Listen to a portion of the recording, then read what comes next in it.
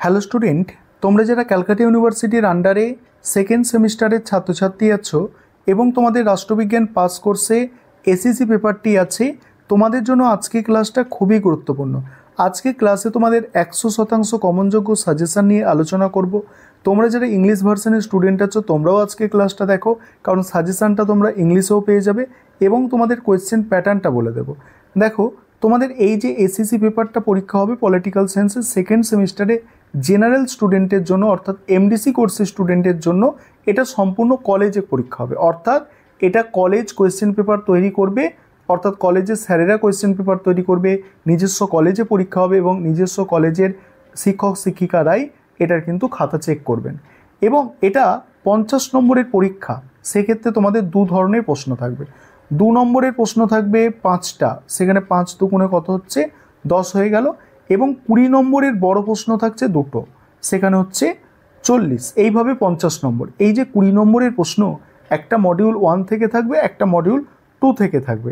আর 20 নম্বরের প্রশ্ন কিন্তু টানা 20 নম্বরের প্রশ্ন নাও হতে পারে, সেটা মানে প্লাস প্লাস করে প্রশ্ন হতে পারে। যেমন এখানে একটা প্রশ্ন তোমরা দেখতে পাচ্ছ, এইভাবে দুটো প্রশ্ন ভেঙেও হতে পারে 20 নম্বর। ঠিক আছে, এবারে তোমরা সাজেশানটা দেখে নাও। প্রথমে আমি বাংলায় সাজেশানটা আলোচনা করছি, তারপরে তোমরা যারা ইংলিশ ভার্সন আছো তোমরা সাজেশানটা দেখে নেবে। দেখো, 20 নম্বরের প্রশ্ন যেগুলো স্টার দিয়ে চিহ্নিত করা আছে এগুলো তোমাদের জন্য মোস্ট ইম্পর্টেন্ট। প্রথম প্রশ্ন, যৌন হেনস্থা কি? মহিলা কর্মীদের যৌন হেনস্থা প্রতিরোধে বিশাখা কমিশনের নির্দেশ। নেক্সট আছে দেখো, হিন্দু ও মুসলিম বিবাহ সংক্রান্ত ব্যক্তিগত আইন আলোচনা করো। এই প্রশ্নটা মানে পরীক্ষায় আসার সম্ভাবনা অনেক বেশি, মোস্ট ইম্পর্টেন্ট প্রশ্ন।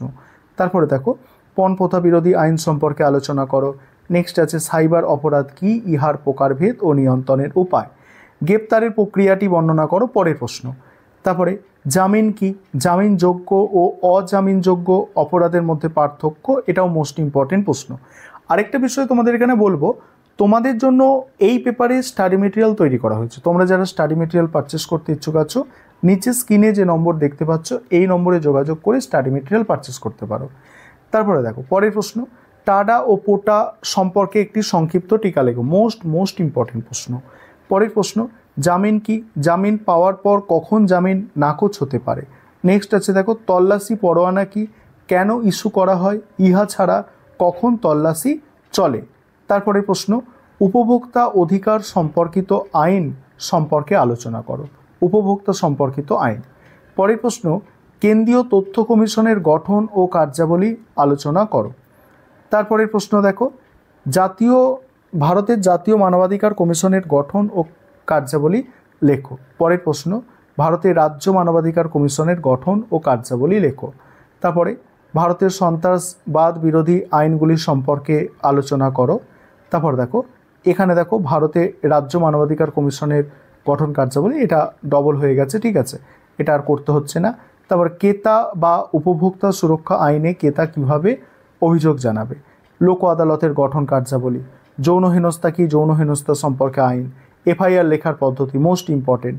এবার তোমরা যারা ইংলিশ ভার্সনের স্টুডেন্ট আছো তোমরা দেখে নাও সাজেশানটা, আমি স্ক্রল করে যাচ্ছি। আর আমাদের ইংলিশ ভার্সনেও স্টাডি মেটেরিয়াল রেডি আছে। তোমরা যারা ইংলিশ ভার্সনের স্টুডেন্ট আছো, স্টাডি মেটেরিয়াল পারচেস করতে চাইছো, তোমরাও স্ক্রিনে দেওয়া নম্বরে যোগাযোগ করে স্টাডি মেটেরিয়াল পারচেস করে নিতে পারো। এই হচ্ছে তোমাদের টোটাল সাজেশান।